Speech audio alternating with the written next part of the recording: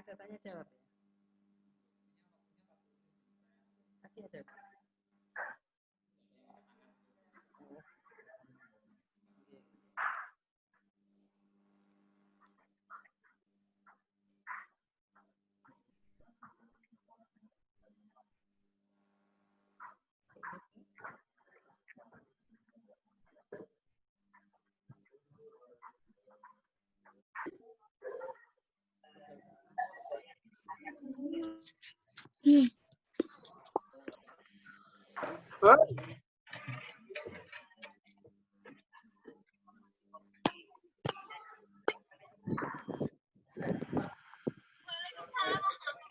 Bukan minta kunci mau.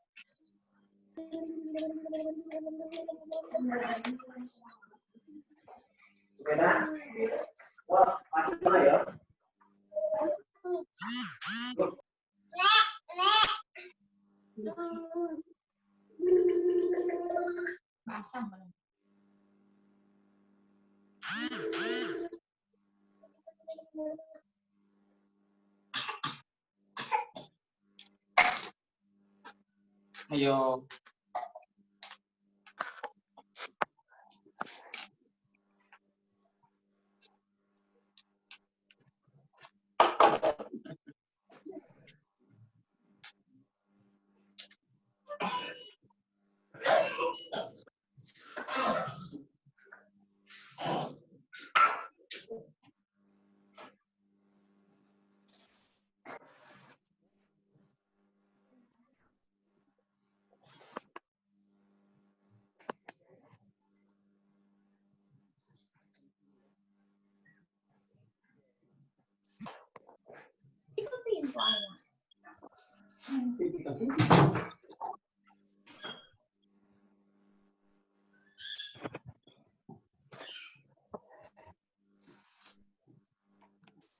Assalamualaikum warahmatullahi wabarakatuh. Bismillahirrahmanirrahim. Alhamdulillahilladzi hadana lil wahidi. Alhamdulillah salatu Psikolog. wassalamu ala wal ahli ayya khairan. Rabbun karim wa anta dzu khuluqin azim fashfa' fashfa' ya salamullah alaika bi'idznihi wa anzur ilayya sayyidi musibah ya rabbana على محمد wal ali waj'alil anama musri'in fil wahidiyati li rabbil alamin ya rabbana ufir yassir iftah wahdina qarib walif bainana ya rabbana amma ba'du hadratul mukarram ahyai ma'alis salawat wahidiyah qadasallahu sirah radiyallahu hadratul mukarram Kanjeng Rama Kyai Haji Abdul Latif Majid radhiyallahu Masuk perjuangan Wahidiyah dan Pondok Pesantren Kedung Al-Munadzarah yang kami taati. Al-Karamah Ibu Nyai wa Ahlul Bait yang kami muliakan. Yang saya hormati Rektor Universitas Wahidiyah dan seluruh jajaran rektorat yang saya hormati. Segenap sivitas akademika Universitas Wahidiyah yang saya hormati. Seluruh mahasiswa peserta KKN 2020 yang saya hormati. Alhamdulillahirabbil alamin. Marilah sekali lagi kita panjatkan puji syukur kehadirat Allah Subhanahu wa taala atas limpahan rahmat taufik dan hidayahnya sehingga pada pagi hari ini kita masih diperkenankan bisa bertemu dalam keadaan sehat walaupun dalam keadaan daring seperti ini. Salawat salam mudah-mudahan terlimpah ke pangkuan beliau Rasulullah sallallahu alaihi wasallam beserta para keluarga dan sahabat beliau dengan harapan mudah-mudahan kita senantiasa mendapatkan syafaat beliau min hadza ila yaumil qiyamah. Mudah-mudahan khususnya acara pada pagi hari ini pembekalan untuk peserta KKN Uniwa 2020 benar-benar akan menjadikan tidak sekedar informasi, tapi apa yang akan kami sampaikan nanti akan menjadi ilmu dan bisa menjadi alat terapan untuk dilaksanakan pada pelaksanaan KKN 2020 yang kebetulan dengan takdir Allah kita melaksanakannya dalam kondisi di masa pandemi COVID-19 ini. Mudah-mudahan kondisi COVID-19 ini tidak mengurangi semangat dan kemauan kita untuk melaksanakan KKN di wilayah masing-masing. Justru pada saat inilah akan terwujud apa yang sering didawuhkan Hadratul Mukarram Kanjeng Rama radhiyallahu anhu, bahwa Wahidiyah harus hadir sebagai jawaban atas kebutuhan umat masyarakat. Saat inilah para peserta, Anda harus benar-benar menyiapkan diri untuk diterjunkan secara langsung di wilayah di mana kalian dilahirkan, di wilayah di mana kalian dibesarkan, dan di wilayah di mana kalian harus mengembalikan seluruh ilmu dan informasi yang telah kalian dapat selama di Pondok Pesantren Kedung Al-Munadzarah, khususnya pengembangan keilmiahan kalian di Universitas Wahidiyah. Ini saat yang sangat tepat indallah, sehingga akan betul-betul muncul secara individu siapa yang benar-benar melakukan sesuatu untuk umat dan masyarakat dengan kapasitas dan potensi yang dimilikinya. Inilah nanti akan muncul waliullah yang intelektual dan intelektual yang waliullah. Untuk itu para peserta, marilah acara ini kita mohonkan bersama-sama. Tafakkur bersama-sama, meskipun hanya melalui layar, yakinlah bahwa nadrah dan tarbiyah Kanjeng Rama radhiyallahu anhu tidak berkurang sedikit pun. Walaupun kalian jauh dari pondok hari ini, tidak di bangku Uniwa hari ini, tidak berkurang sedetik pun kasih sayang Kanjeng Rama pada kalian semua. Al-Fatihah. Ya ayyuhal ghawthu salamullah alaika rabbini biiznillah. Anzur ilayya sayyidi binadrah musilati bil hadratil aliyah. Ya sayyidi ya ayyuhal ghawth. Ya sayyidi ya ayyuhal ghawth. Ya sayyidi ya ayyuhal ghawth. Al-Fatihah. Materi kali ini adalah psikologi dan karakteristik masyarakat pedesaan yang tentunya informasi keilmuan ini akan mentaskehkan atau akan membuat tambahan informasi untuk seluruh peserta KKN yang sebenarnya sudah bisa dipelajari sendiri-sendiri. Karena kalian tinggal di wilayah yang sangat dekat dengan psikologis diri kalian sendiri, dengan sosiologi kalian, dan dengan seluruh sarana prasarana yang sangat dekat dengan pribadi masing-masing peserta. Untuk itu, mudah-mudahan ini nanti menambah sedikit wawasan bahwa sebagai intelektual tidak hanya melihat satu persoalan di masyarakat atau kondisi masyarakat dengan meraba-raba atau hanya dengan angan-angan, tapi ada panduan, ada sedikit informasi yang memang dimunculkan oleh para pemikir-pemikir yang bisa menjadi referensi untuk pelaksanaan KKN. Pada kali ini kita bisa melihat dengan dalam paparan materi kali ini psikologi dan karakteristik masyarakat pedesaan. Walaupun nanti pelaksanaan KKN ini tidak seluruhnya di pedesaan, karena sangat bergantung di mana kalian berasal. Mungkin ada yang dari perkotaan, termasuk di wilayah-wilayah ibu kota, wilayah-wilayah daerah-daerah yang sudah lebih maju dari di pedesaan, mungkin tidak begitu sulit untuk menerapkan apa-apa yang ingin kalian lakukan untuk pelaksanaan KKN ini.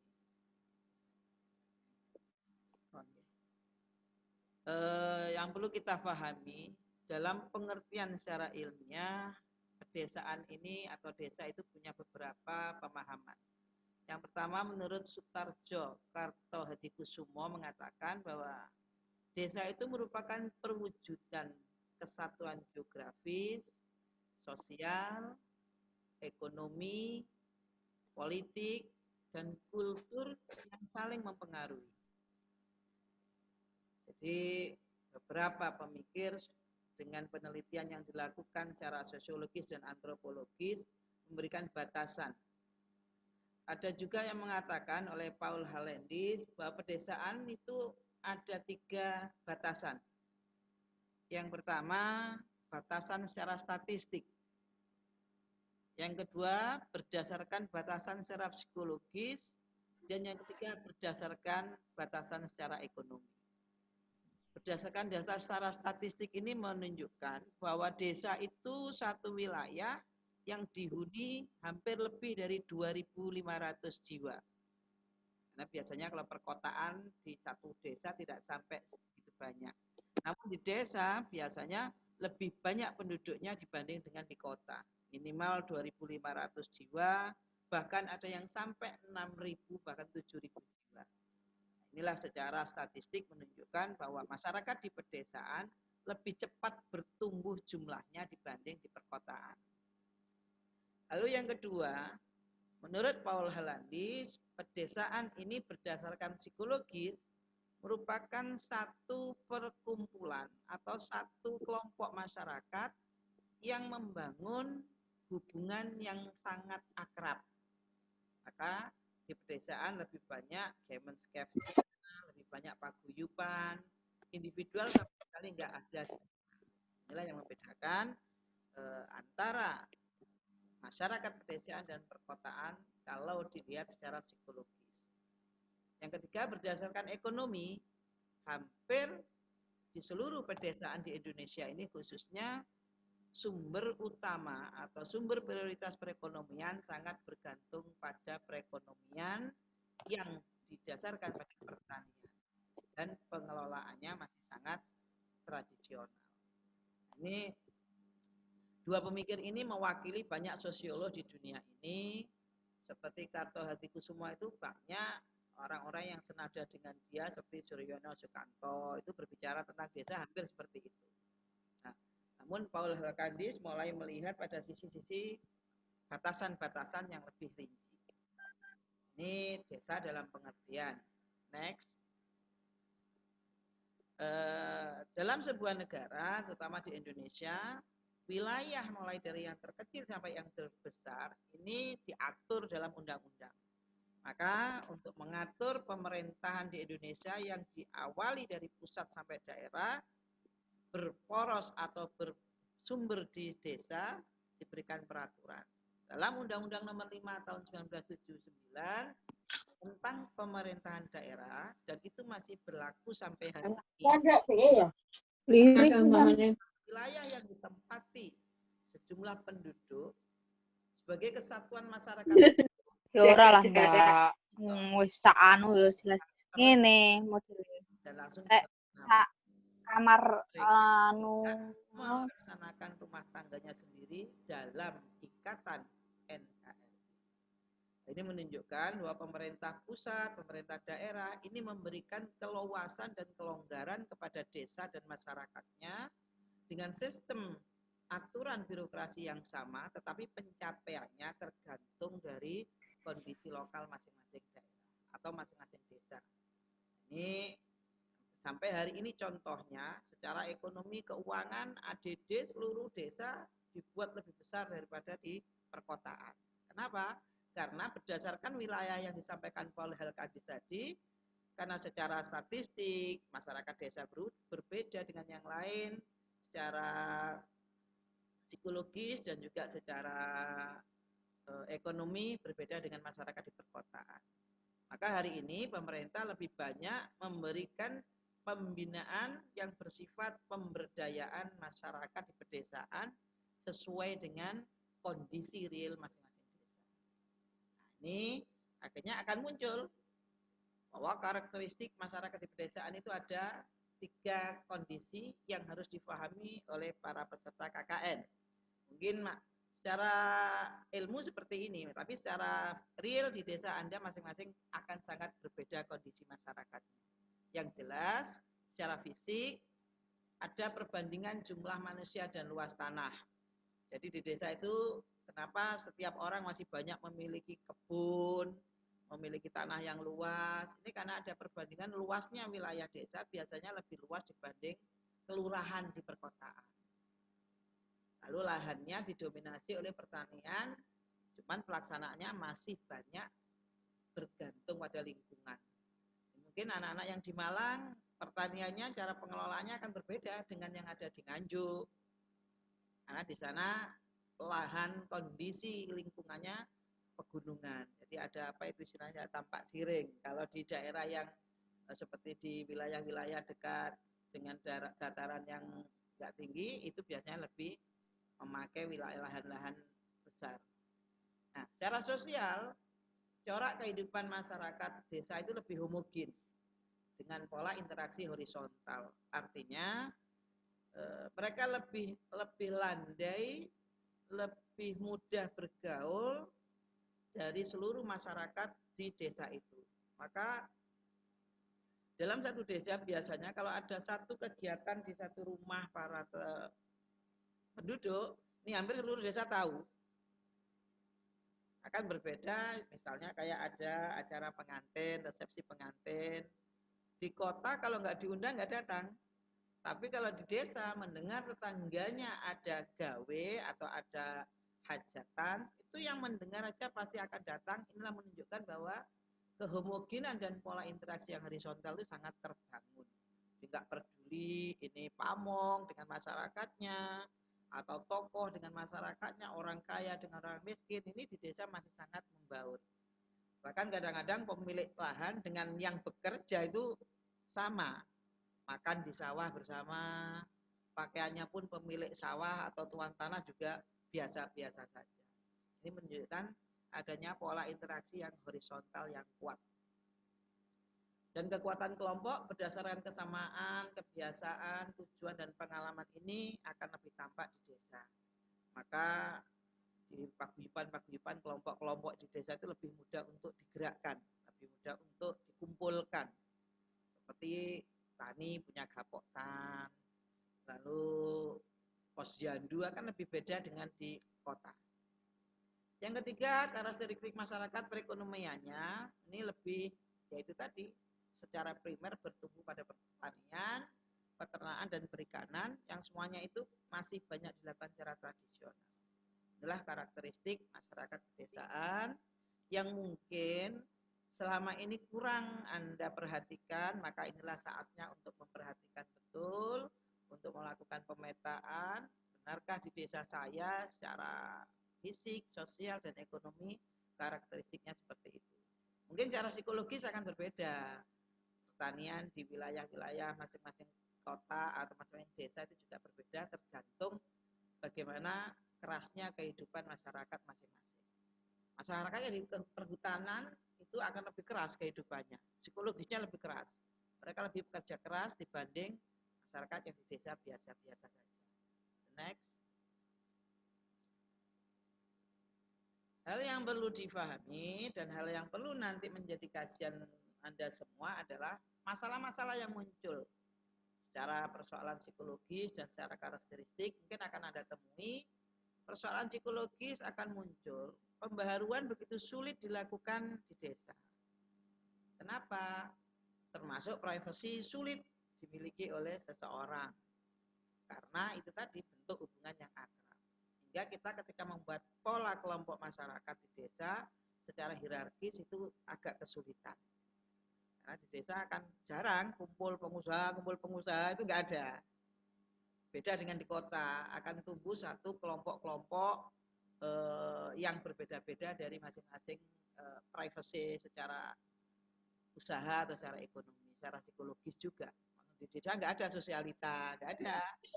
Sudah Ibu Pamong kumpul dengan buruh tani ketika di posyandu, panggil Lurah biasa itu biasa, atau kadang panggil Mbak itu biasa. Inilah yang membuat kenapa walaupun ada tokoh pemerintahan di desa itu nggak bisa menginklusifkan diri atau mengeksklusifkan diri untuk memiliki privacy itu sulit. Ini juga tampak ketika pohon-pohon buah di desa rumah Pak Haji diambil anak-anak di desa biasa.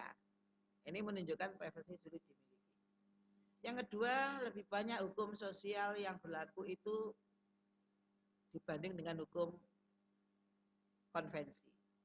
Ketika masyarakat pedesaan ini melakukan satu kesalahan norma, ini jarang dilakukan hukuman secara eksekusinya tidak melalui hukum, biasanya cara kekeluargaan. Kalau tidak, sudah dianggap sangat berat persoalan pelanggaran norma, biasanya mereka kena hukuman sosial, dikucilkan, atau dibicarakan dengan orang sedesa, ini akan menjadi hukuman sosial bagi masyarakat di pedesaan. Dan ini lebih menyakitkan. Nah, persoalan-persoalan penegakan hukum di desa, ini juga masih sangat rendah. Karena kadang-kadang pamongnya juga melindungi agar tidak terjadi perseteruan atau tidak terjadi persoalan-persoalan yang diangkat ke ranah hukum. Ini menunjukkan secara psikologis persoalan yang muncul di desa ini sebetulnya lebih kompleks, tetapi karena itu tadi hubungan yang akrab, adanya satu sifat homogen dan hubungan yang horizontal, jadi lebih sulit ditegakkan secara hukum. Lalu persoalan secara karakteristik, sulitnya melakukan perubahan sosial karena punya yang sangat kuat. Buat perubahan secara sosiologis, perubahan secara budaya, membuat satu perubahan pembaharuan di segala bidang, terutama di bidang budaya, ini nggak mudah di desa. Karena masih banyaknya pengaruh tradisi yang kuat dan itu sangat dipegang oleh orang-orang desa turun-temurun. Kepercayaan-kepercayaan yang bersifat mistis ini masih sangat kuat. sehingga sulit membuat perubahan. Walaupun sekarang sudah mulai muncul, termasuk hari ini, walaupun Anda di desa, Anda bisa mengikuti kegiatan seperti ini, berarti sudah mulai ada perubahan sosial, tetapi tidak bisa secara makro, baru mikro. Yang kedua, persoalan karakteristik sulit melakukan perubahan sistem pertanian ke arah maju karena pengelolaan pertanian masih dengan sistem tradisional. Ini yang mungkin nanti harus Anda kupas, Anda pahami, Anda teliti mengapa dan bagaimana seharusnya Anda memberikan satu kontribusi mungkin kepada Gapoktan bagi mahasiswa yang dari pertanian dan teknik industri bisa memberikan solusi untuk ada sebetulnya upaya-upaya untuk peningkatan perekonomian di bidang pertanian dengan sedikit tidak meninggalkan sistem tradisional tetapi meningkatkan dan memaksimalkan potensi yang ada untuk dikemas lebih maju lagi. Ini beberapa persoalan yang mungkin nanti akan Anda hadapi di lapangan. Terakhir, Pak. Oh ya sudah. Terakhir ini, setiap manusia itu berbeda, walaupun sama. Nah, ini ada nih strategi. Lalu strategi penanganan masalah di masyarakat pedesaan seperti apa? Ini ada 4 hal. Ada pengembangan ekonomi lokal.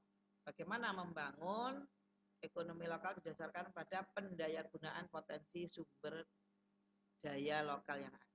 Jadi setiap pembaharu di sebuah desa tidak boleh memberikan satu asumsi atau pendapatnya yang tidak bisa diterima masyarakat. Kita harus tengah minggir terhadap masyarakat, terhadap birokrasi di desa, sebagus apapun pemikiran pembaharuan yang kita berikan, ketika itu tidak berdasarkan muatan lokal yang dimiliki oleh masyarakat secara ekonomi, ini akan sulit diterima. Ini sudah banyak kejadian-kejadian seperti itu. Lalu yang kedua, pemberdayaan masyarakat. Secara psikologis, strategi ini diarahkan untuk meningkatkan masyarakat berperan aktif, baik dalam bidang sosial, budaya, ekonomi, dan politik. Nah, ini nanti Anda harus menggunakan kesempatan, terutama dalam pandemi COVID ini, karena KKN kita hari ini berbeda dengan yang lalu.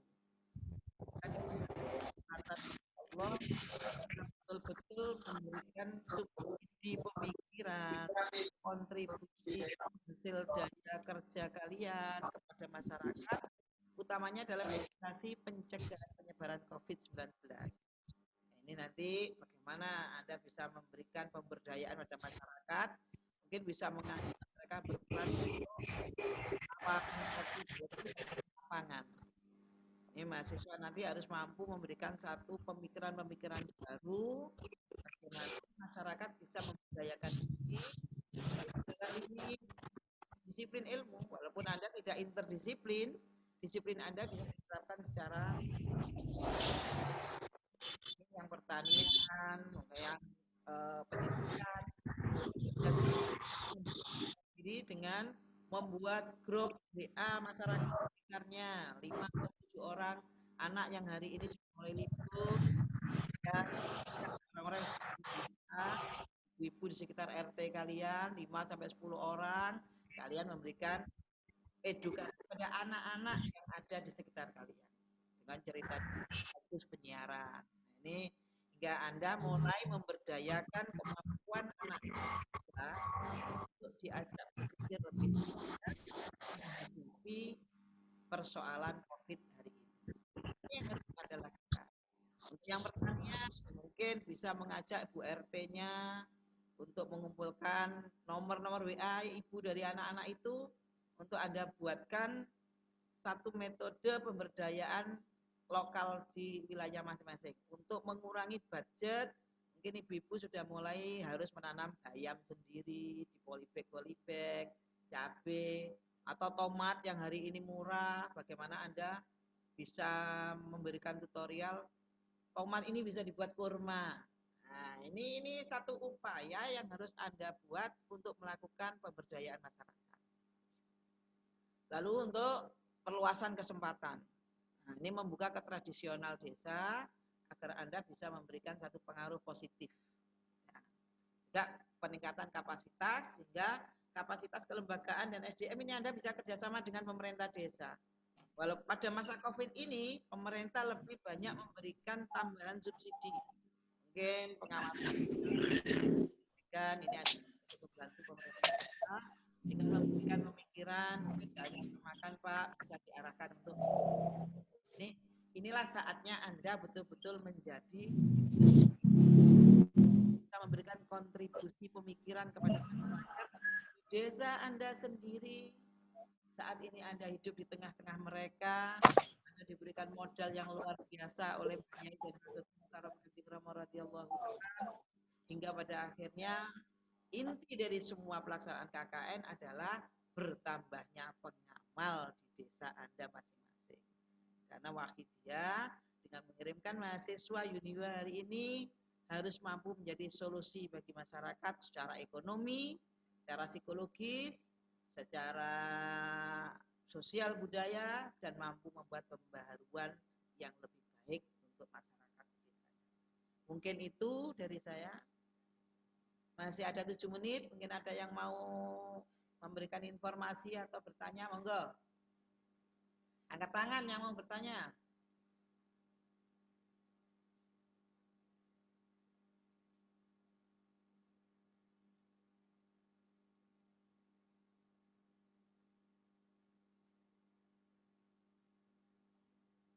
Yang mau bertanya silakan angkat tangan atau mau memberikan informasi atau bagaimana. Masih ada 7 menit waktu kita.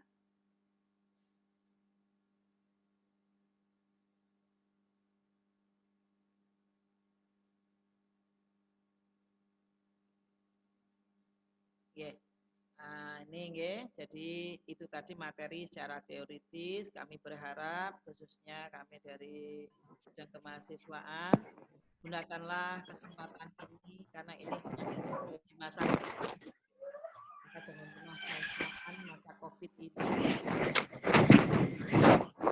Dari perjuangan ini bisa memberikan nanti pemerintah di desa Anda bisa memberikan penilaian, oh mahasiswa Uniwa ini betul-betul membantu, betul-betul memberikan kontribusi yang luar biasa. Pada akhirnya walaupun hanya 1 orang Anda di desa Anda sebagai mahasiswa Uniwa, Anda tetap bisa menjadi bagian terpenting bagi masyarakat. Dan jangan pernah khawatir anak-anak, dengan niatan bismillah derek Kanjeng Rama radhiyallahu anhu.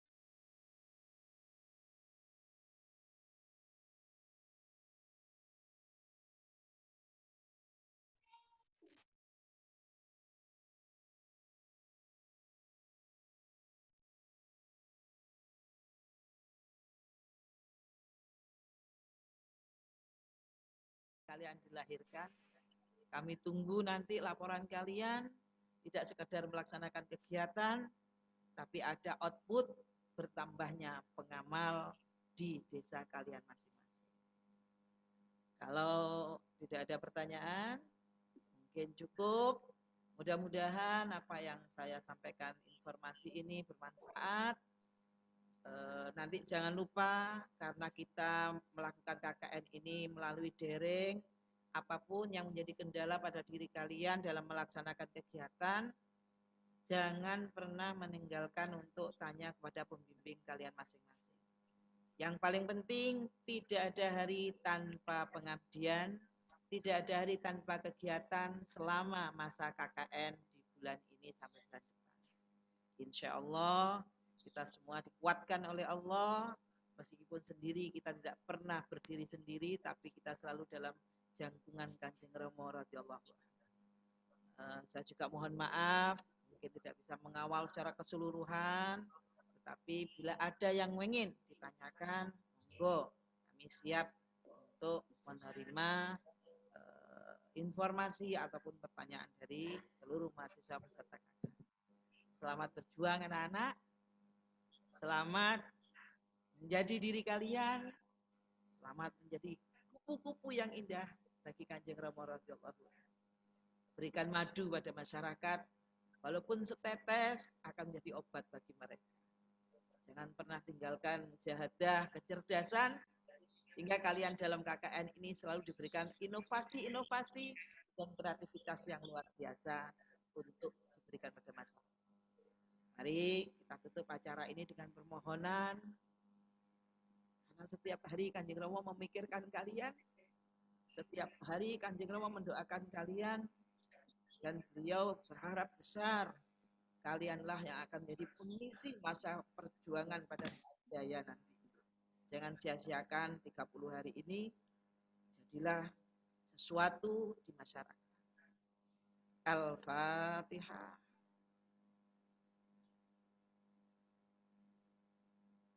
Ya syafi'al khalqi salatu wassalam. Alaika nural khalqi hadiyal anam.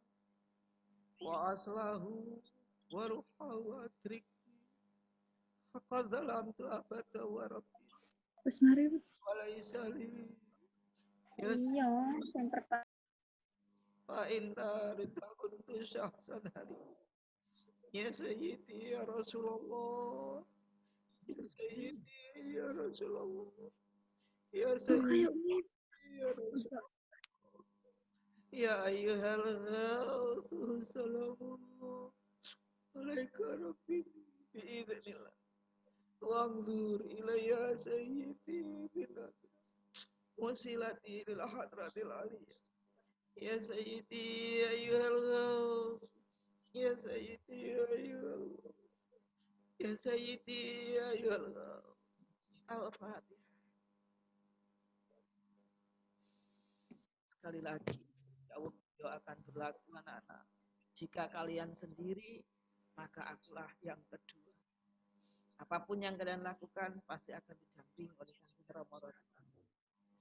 Salam kami pada seluruh keluarga dan orang tua. Permohonan maaf kami. Mudah-mudahan kita semua disehatkan dan dikuatkan.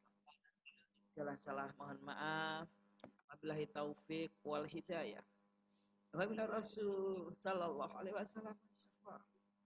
Wa minal ghaus radhiyallahu an nadrah wal barakah wal karamah. Wassalamualaikum warahmatullahi wabarakatuh.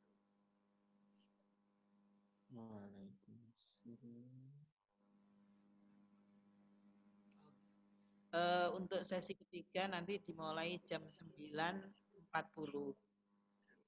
Sekarang kalian bisa istirahat. Nanti jam 9 sudah mulai siap-siap. Ya, 9.15 mulai siap-siap. Upayakan semuanya bisa mengikuti. Terima kasih.